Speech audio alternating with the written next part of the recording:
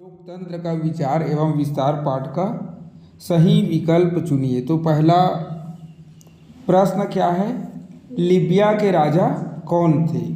Libya के राजा कौन थे? तो बताइए क्या आंसर बताया था मैं आप लोग को? इदरीस थे, है ना। इसको पढ़ते समय ही टिक करवा दिया था। चलिए अब हम दूसरा क्वेश्चन देखेंगे। लीबिया में विद्रोह किस शहर से प्रारंभ हुआ? हाँ, सही आंसर ऑप्शन ख, बेनगाजी। देखो दिया है ना ख, बेनगाजी। फिर तीसरा प्रश्न है, लीबिया में सन 2010 की जनगणना के अनुसार साक्षरता का प्रतिशत कितना है? तो इसका आंसर हो जाएगा ऑप्शन घ, 90, है ना। सही आंसर कितना है? 90। फिर अगला प्रश्न है, म्यांमार में लोकतंत्र का तख्ता पलटकर कौन शासक बने? तो इसका सही आंसर हो जाएगा, आप लोग को मालूम था कि नहीं था? था ना, आंसर खा, नेविन। ठीक है, सही है ना जी।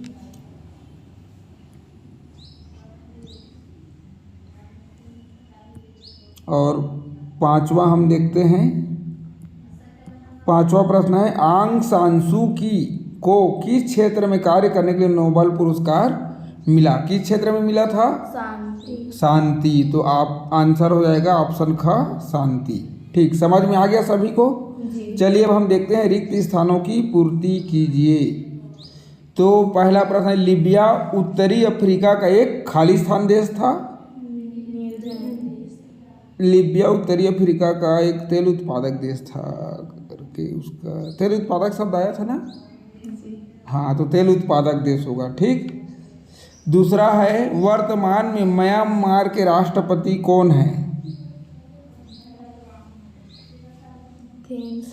हाँ, मिनेस्वे हैं, मिनेस्वे। वर्तमान कह रहे हैं ना, मिनेस्वे दिया है बुक में आप लोगों का। खैर बुक पुराना भी हो सकता है। तो कौन है? मिनेस्वे, मिनस्वे। कौन है? मिनस्वे। तीसरा प्रश्न है, लीबिया की जनता मुख्यतः कृषि और खालिस्तान का कार्य करती थी। पशुपालन, मतलब कृषि और पशुपालन का कार्य करती थी। चौथा नंबर में है, म्यांमार खालिस्तान देश का उपनिवेश था। ब्रिटेन देश का। Very good. अगला क्वेश्चन है, पांचवा नंबर, म्यांमार में किसानों को अपनी संतानों को खालिस्तान को बेचना पड़ता था। मजदूरी को बेचना पड़ता था, दिया है। चलो ठीक है, देखते हैं। एक बार और कंफर्म करना आप लोग बुक से, है ना। एक बार और खोजना उसको, बाकी मेरा इसमें। चलिए अगला नंबर है, म्यांमार के प्रथम राष्ट्रपति का नाम क्या है? सावो स्रे थाइक। तथा प्रथम प्रधानमंत्री का नाम उनू है। क्या है? उनू, उनू है। और प्रथम राष्ट्रपति का नाम सावो स्रे थाइक। ठीक है। तो चलिए अब हम देखते हैं वर्णनात्मक प्रश्न। शॉर्ट और लॉन्ग आंसर, है ना। मतलब छोटा आंसर भी है 25 शब्दों में, 30 शब्दों में, और लॉन्ग आंसर भी है, जिसको हम कहते हैं वर्णनात्मक प्रश्न। क्या कहते हैं? वर्णनात्मक प्रश्न। तो पहला प्रश्न है, आप लोग का बुक में दिया है, सन 2011 में लीबिया में विरोध प्रदर्शन क्यों हुआ? तो इसका उत्तर मैं बताता हूँ आप लोगों को। 2011 में लीबिया में तानाशाह गद्दाफी के 42 वर्षों के अत्याचारी शासन के विरुद्ध बेरोजगारी, भ्रष्टाचार, मानवाधिकार हनन और आज़ादी की मांग को लेकर विरोध प्रदर्शन शुरू हुए। सोशल मीडिया के माध्यम से आंदोलन फैल गया और यह विद्रोह में बदल गया। ठीक है। फिर दूसरा प्रश्न है, देखिए, लीबिया व म्यांमार की जनता की कठिनाइयों में से कौन कौन से कष्ट व अत्याचार की कठिनाइयाँ वर्तमान में जनता या आपको अनुभव होती है? सूची बनाइए कह रहा है ना। तो देखते हैं, इसका सूची बनाया गया है। संभावित सूची है। संभावित सूची: भ्रष्टाचार, बेरोजगारी, गरीबों की उपेक्षा, मानवाधिकार हनन, अल्पसंख्यकों के प्रति भेदभाव।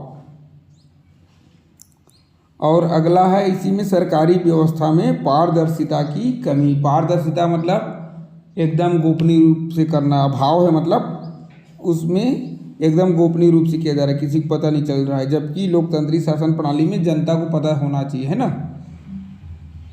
अगला क्वेश्चन है शहरीकरण का लीबिया की जनता पर क्या प्रभाव पड़ा। तो शहरीकरण तो जानते ही हैं, शहर बनना, पहले गांव रहता है फिर धीरे धीरे शहर बनते जाता है, या गांव के लोग शहर में जा जाकर बसते जाते हैं ना। तो इसका उत्तर हो जाएगा ग्रामीणों का शहरों की ओर पलायन। दूसरा रोजगार की बढ़ती मांग। तीसरा झुग्गी बस्तियों का विकास।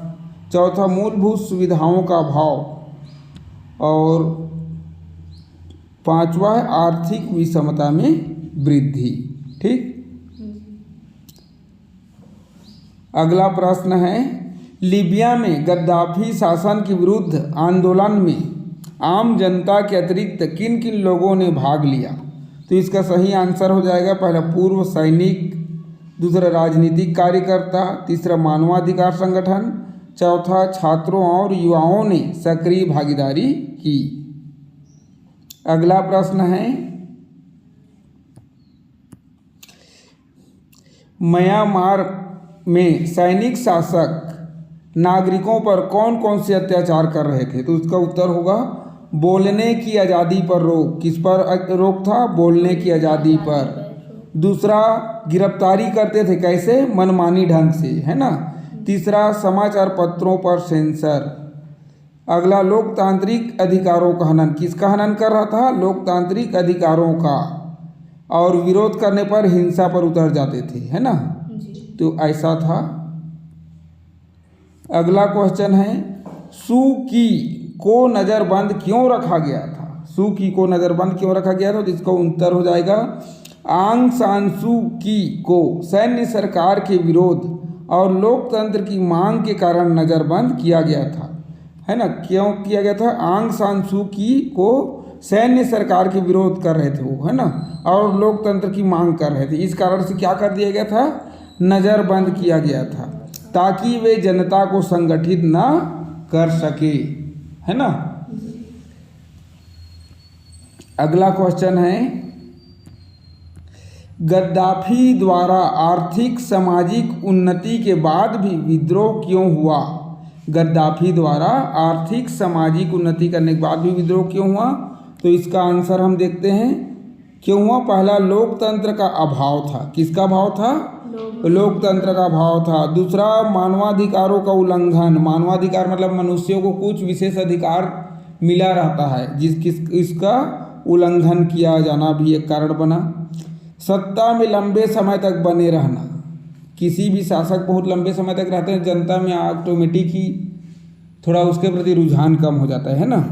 और जनता की आवाज़ को दबाना। जनता की आवाज़ को दबाना नहीं चाहिए, क्योंकि जनता की आवाज़ में बहुत ताकत होता है कि नहीं होता है जी? होता है। हाँ। और बेरोजगारी और भ्रष्टाचार, ये सब कारण थे। अब अगला क्वेश्चन देखते हैं हम। म्यांमार में अमेरिका ने दखल क्यों नहीं दिया। तो इसका आंसर हो जाएगा सामरिक और भू राजनीतिक कारण था। क्या था कारण? पहला सामरिक और भू राजनीतिक, और दूसरा ये आशंका था कि चीन से टकराव ना हो जाए, है ना। चीन से टकराव की आशंका भी था। तीसरा आंतरिक मामला मानते हुए संयम बरता। आंतरिक मामले में भी हस्तक्षेप नहीं करना चाहिए किसी का, है ना, क्योंकि वो अपने उनके देश का मामला था, तो इसलिए भी संयम बरता। फिर अगला क्षेत्रीय स्थिरता को बनाए रखने की नीति। क्या नीति थी? क्षेत्रीय स्थिरता को बनाए रखने की नीति।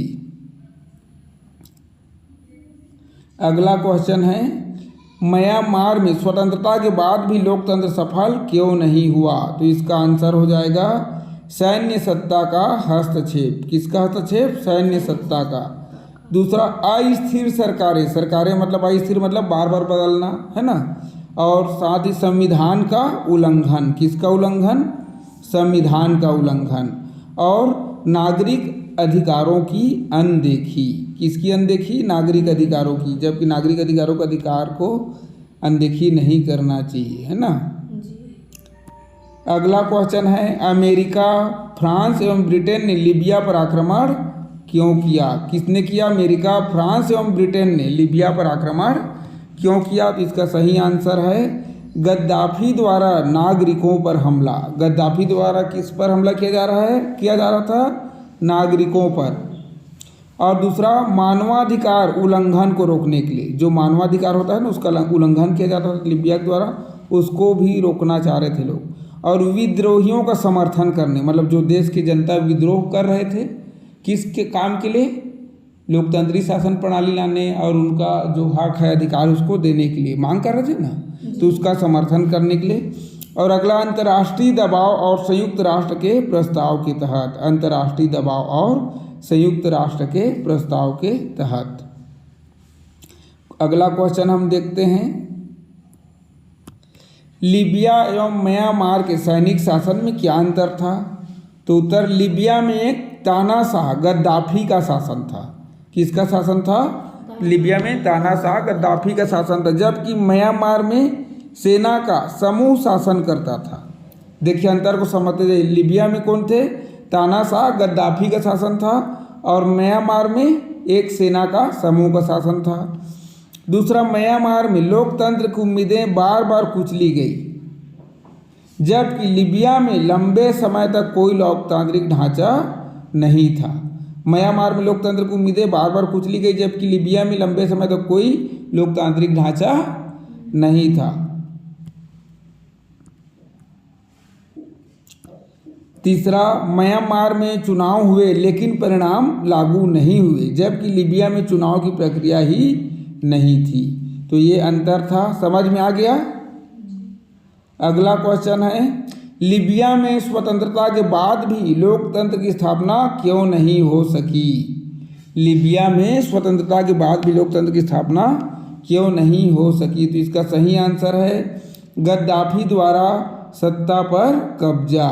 दूसरा, संवैधानिक व्यवस्था का भाव। तीसरा, जनप्रतिनिधित्व नहीं होना। चौथा, दमनकारी शासन प्रणाली। क्वेश्चन नंबर 13 देखते हैं, म्यांमार एवं लीबिया के सैनिक शासन द्वारा जन कल्याण के लिए किए गए कार्यों में क्या अंतर है? तो उत्तर हो जाएगा, लीबिया ने शिक्षा, स्वास्थ्य और तेल की कमाई से जन सुविधाएं बढ़ाई। लीबिया ने शिक्षा, स्वास्थ्य और तेल की कमाई से जन सुविधाएं बढ़ाई। म्यांमार में उन सुविधाओं की उपेक्षा हुई और सेना ने अधिक संसाधनों को अपने नियंत्रण में रखा। कहाँ कि म्यांमार में जन सुविधाओं की उपेक्षा हुई है ना, और सेना ने अधिक संसाधनों को अपने नियंत्रण में रखा। लीबिया ने आर्थिक योजनाएं लागू की, पर म्यांमार में सैन्य शासन ने आर्थिक विकास को महत्व नहीं दिया। क्वेश्चन 14 है क्वेश्चन नंबर, म्यांमार में आंग सान सू की का लोकतंत्र की स्थापना के संघर्ष में क्या योगदान है? तो उत्तर हो जाएगा, शांतिपूर्ण आंदोलन की अगुवाई किया है ना। किसका अगुवाई किया? शांतिपूर्ण आंदोलन की अगुवाई किया। दूसरा, नोबेल पुरस्कार से अंतर्राष्ट्रीय समर्थन। तीसरा, नीतियों और विचारों से जनता को जागरूक करना। चौथा, लोकतांत्रिक चुनाव में पार्टी को बहुमत दिलाना। बहुमत समझते हो ना, जिसके जैसे चुनाव होता है हमारे यहाँ भारत में या छत्तीसगढ़ में के कहीं भी, जैसे पंचायत चुनाव, लोकसभा चुनाव, विधानसभा चुनाव, तो जिस कैंडिडेट को सबसे ज़्यादा वोट मिलता है ना, वही विजित होता है, वही विजेता कहलाता है। मतलब ज़्यादा वोट मिलना मतलब बहुमत कहते हैं उसी को, है ना। फिर वर्षों तक नज़र बंद रखने के बावजूद संघर्ष जारी रहा। क्वेश्चन 15 है, साक्षरता एवं जनसंचार माध्यमों की लोकतंत्र के विषय में जागरूकता पैदा करने में क्या भूमिका हो सकती है? तो आंसर है जनता को अधिकारों की जानकारी, जनता को अधिकारों की जानकारी होना। दूसरा, समाचार और सूचनाओं के आदान प्रदान से जागरूकता। तीसरा, साक्षर व्यक्ति सरकार से सवाल कर सकता है। देखो, शिक्षित लोग रहेंगे तो सरकार से सवाल करेंगे, और जो पढ़ा लिखा ही नहीं रहेगा वो सरकार से सवाल करने सकेगा क्या? नहीं सकेगा। इसलिए शिक्षा बहुत ज़रूरी है। सब शिक्षित हो जाएंगे, पढ़े लिखे हो जाएंगे, विवेकशील हो जाएंगे, है ना, और बिना दबाव के बिना लालच के अगर वोटिंग करेंगे तो लोकतंत्री शासन प्रणाली बहुत अच्छा है। कोई सरकार चाहेगी तो 5 साल ही गलत कर सकते हैं ना। जनता अगर जागरूक है तो ठीक है, 5 साल गलत कर लिया, फिर उसके बाद उसको वोटे नहीं मिलेगा। इसलिए जनता को पढ़ना और समझना और जागरूक होना बहुत जरूरी है लोकतंत्री शासन प्रणाली में, है ना। क्वेश्चन 16 है, सन 1990 के चुनाव परिणामों को म्यांमार के सैन्य शासन ने स्वीकार क्यों नहीं किया? इसका उत्तर है चुनाव में आंग सान सू की पार्टी को भारी बहुमत मिला, सेना को सत्ता छीनने का डर था। तीसरा, उन्होंने लोकतंत्र को खतरा मानकर परिणामों को खारिज कर दिया। और अगला, सत्ता पर एकाधिकार बनाए रखना चाहते थे। ठीक है, तो ये हो गया आप लोगों का लोकतंत्र का विचार एवं विस्तार पाठ का प्रश्न उत्तर जो आप लोगों के बुक में दिया हुआ है। ठीक है।